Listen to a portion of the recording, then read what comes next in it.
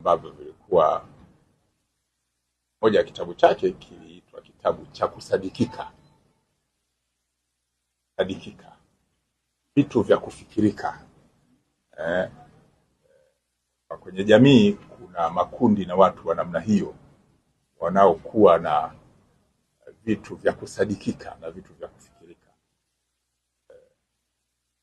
Sasa katika riwaya ile alieleza moja ya majibu ya watu wa mitizamo wa fikra za kusadikika.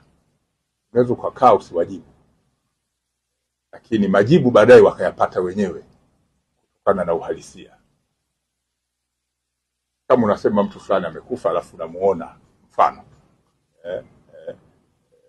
na hujatoa majibu mtu amekufa au hakufa.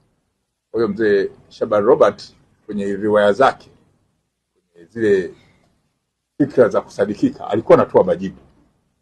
Kwa hiyo kulijibu swali lako, mimi naziona ni kama riwaya za kusadikika. Kwa hiyo wakati mwingine sihitaji kukujibu, kwa sababu wewe unakuja mara kadhaa, na nakumbuka baada ya taarifa ile ulikuja, na nakumbuka ulimuona. Sasa mimi kuhitaji kujibu kwamba ilikuwaje.